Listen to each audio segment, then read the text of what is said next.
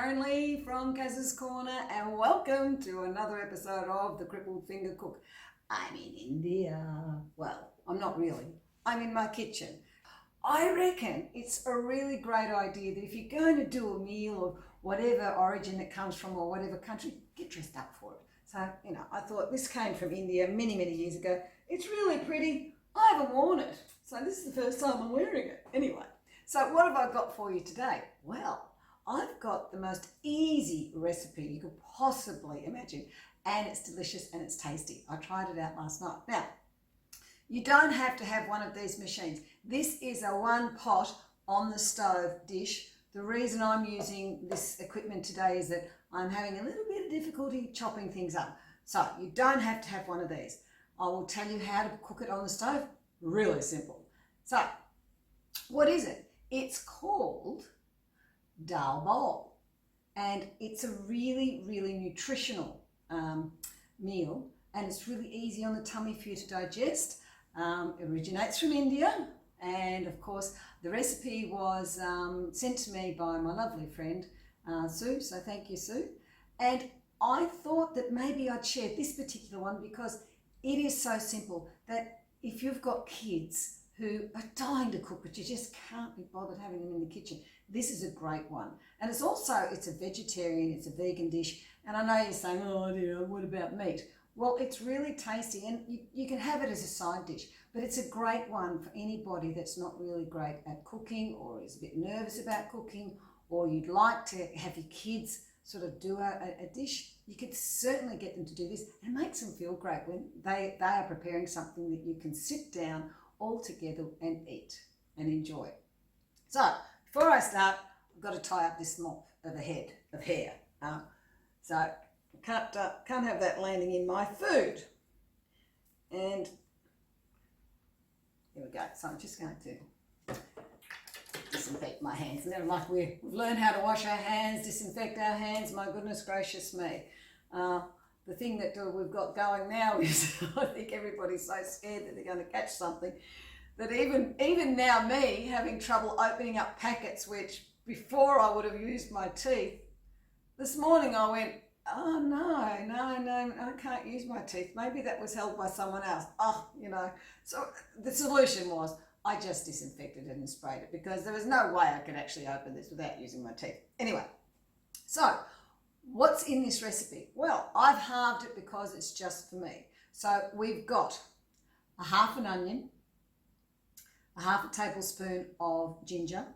Now, I don't have any garlic, so you would normally have 5 garlic cloves. I actually don't have those, so I've just got a little bit of granulated roasted garlic, and that's all I've got. Now, I'm going to pop it in here because you're supposed to mince the onion and mince the ginger and mince the garlic. So I'm just going to pop that in there because this little machine actually does wonders in regards to mincing, and I have trouble holding one of those wretched mincers to squeeze it. I just can't get enough energy to do it. So I could sit there and do that, but it's much easier if I whack it in here.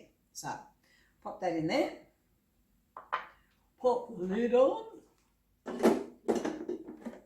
and just give it a bit of a whirl. Wait for it to turn itself on. Okay, and here we go. That's literally it. Yeah, so that's done what I want it to do. As you can see, that's as good enough for me. You could mince it down even more if you wanted to, but they just really want a chopped onion. They don't want a minced onion. So I'm going to just scrape that down a little bit. And I hope you all had a wonderful Easter. I did.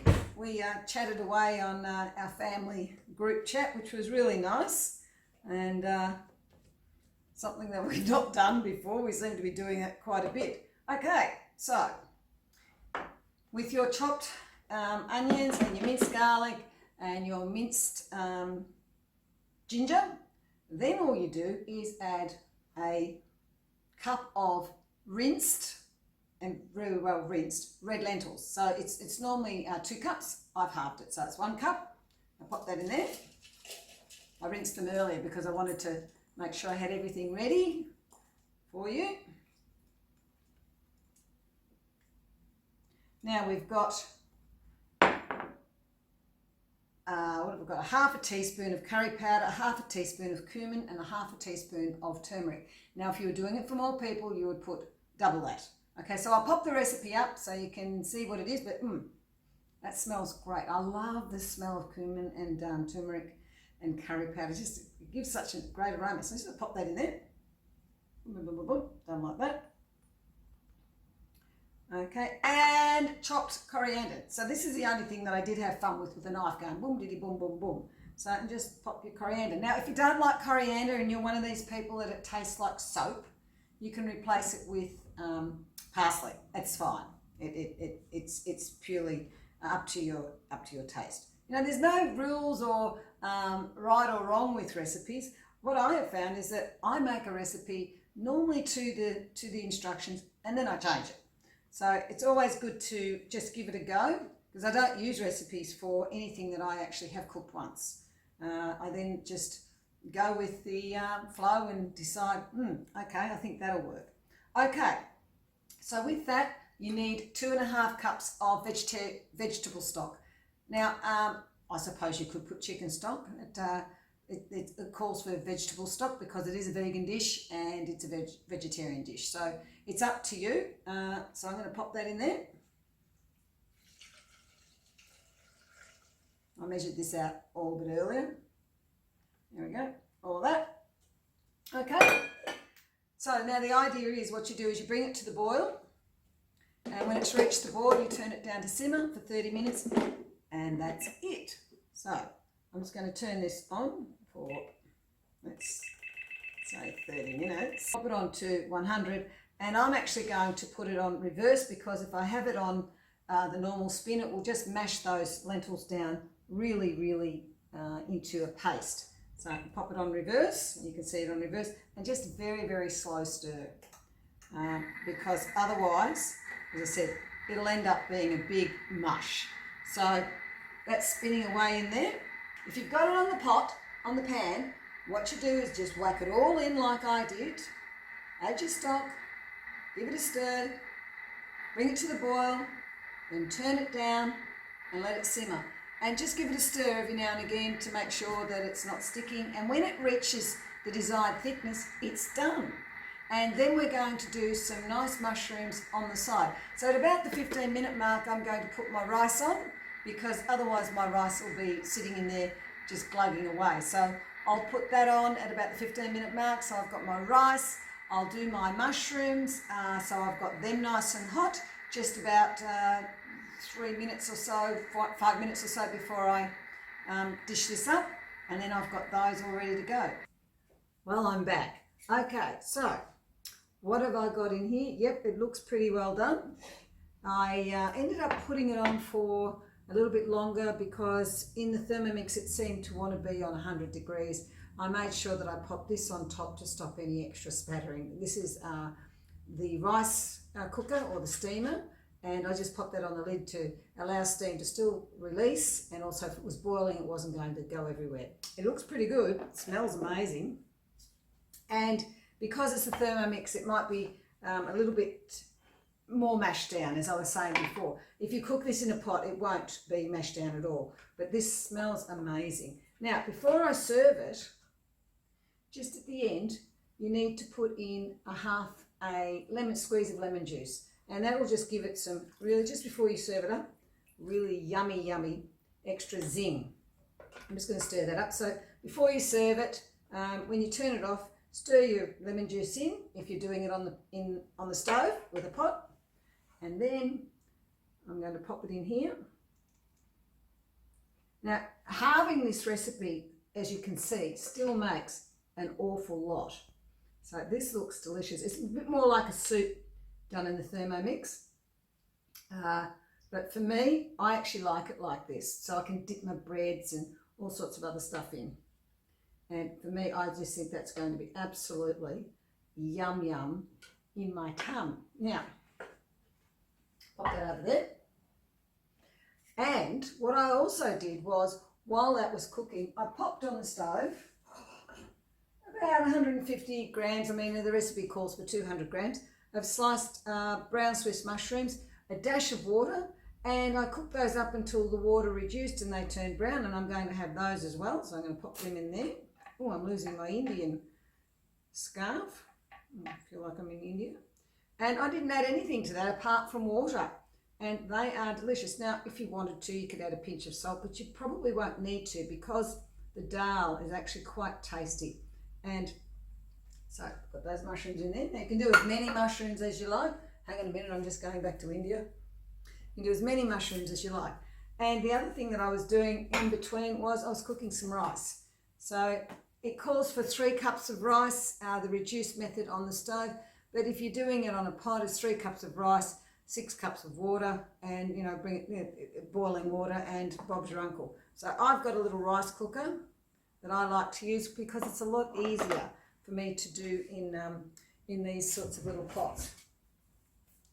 So I'm going to dish up some rice, and I rinsed my rice. This is basmati rice. I rinsed my rice before I put it in the pot, because basmati rice, I'm not quite sure why, it always has a bit of a dirty taste, and so I like to rinse it off, as they recommend to do that anyway. You could use jasmine rice if you wanted to. We are in India, so we probably should be using basmati. You could add some turmeric to your basmati rice as well. Oh, look at that.